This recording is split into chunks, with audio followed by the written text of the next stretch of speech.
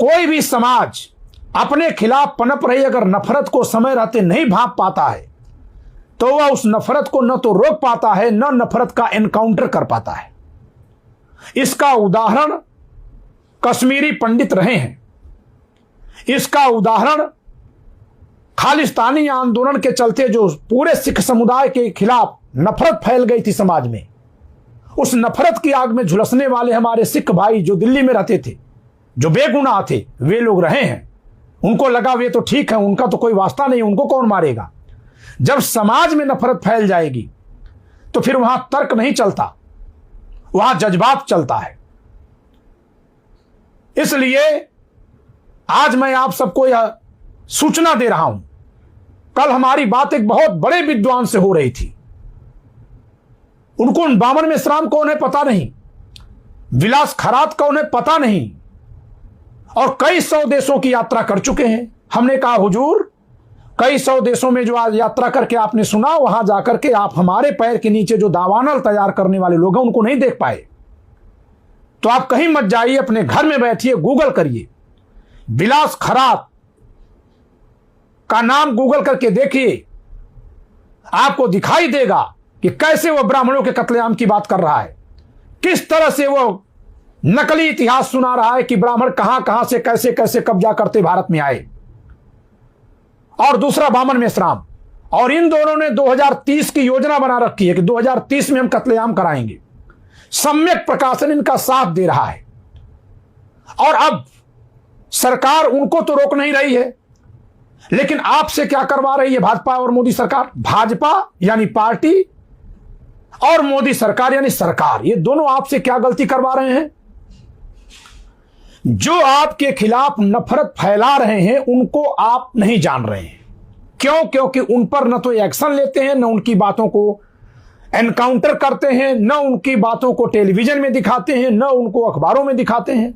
तो उनकी बात फिर दिखाते कहां हैं? सोशल मीडिया पर गांव में रातों में बामन मेश्राम के वीडियो चलते हैं, विलास खरात के वीडियो चलते हैं, और उसमें ब्राह्मणों के खिलाफ खूब नफरत फैलाई जाती है। और गांव में ये चलते हैं दलित बस्तियों में, चमारों की बस्तियों में चलते हैं। अब उसमें कोयरी लोगों को जोड़ा जा रहा है गौतम बुद्ध के नाम पर। तो वर्तमान में अगर आप अपने गांव के मौर्य लोगों का व्यवहार देखेंगे तो बदल रहा है।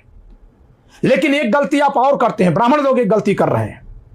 ब्राह्मण लोग क्या गलती कर रहे हैं कि भाजपा के हिंदू मुस्लिम राग में पढ़कर जो सवर्णों को सत्ता से बेदखल करने की एक साजिश थी, सुनियोजित षड्यंत्र था भाजपा का, आरएसएस का, सवर्णों को सत्ता से बाहर कर देने का।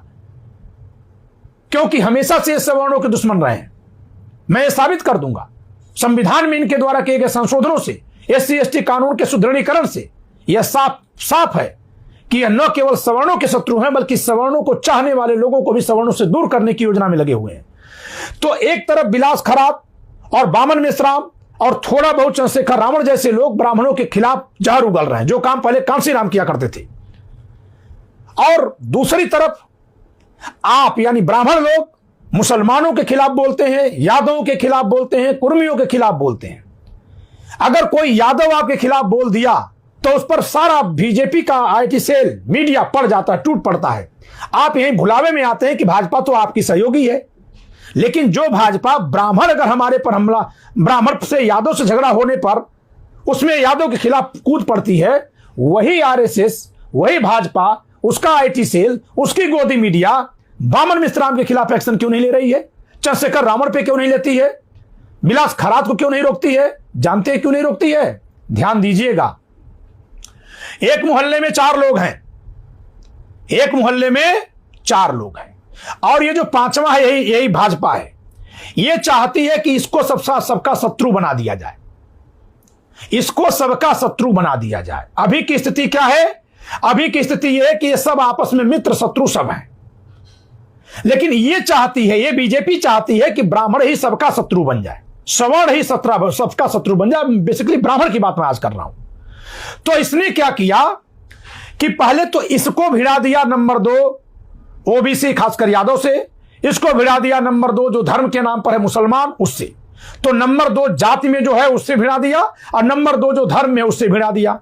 अब आप इन दोनों को गाली बक रहे हैं या ये दोनों आपको बक रहे हैं, इनसे झगड़ा हो रहा है थोड़ा थोड़ा। थोड़ा थोड़ा हो रहा है। इधर उसने क्या किया कि इनको तैयार कर दिया आपको गाली देने के लिए। कांसीराम ने गाली दिया, कांसीराम ने हमको गाली दी, भाजपा ने कांसीराम को समर्थन कर दिया। मायावती ने हमको गाली दी, भाजपा ने 3 बार सीएम बनाया।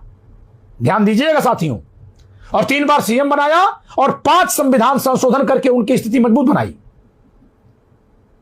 और हम लोग किसको शत्रु मानते रहे? यादव को, मुसलमान को। तो आप यादव पर हमला करेंगे, आप मुसलमान पर हमला करेंगे, और इधर से ये बामन मेश्राम और विलास खैरात आपको गाली बकेगा। तो ये जो मुसलमान हैं, ये जो यादव समाज के लोग हैं, इनके दिमाग में आएगा कि यार ये ठीक कर रहा है, गाली दे रहा है। जब आप इसको गाली देंगे, आप जब इनको गाली देंगे, तो इनके दिमाग में तो यही ना आएगा कि जो इनको गाली दे रहा है उसके साथ खड़े हो जाएं। तो इस तरह से इस साजिश के तहत इन तीनों को एक तरफ किया जा रहा है। आपका ध्यान इन दोनों में जा सकता है, क्योंकि ये दोनों नंबर 2 पर हैं। तो कोई भी जहां 1-2 नंबर पर रहते हैं उस पर ध्यान देते हैं। जो नंबर 4 पर सोते अरे वो तो ऐसे ही है, आपका ध्यान वहां नहीं है।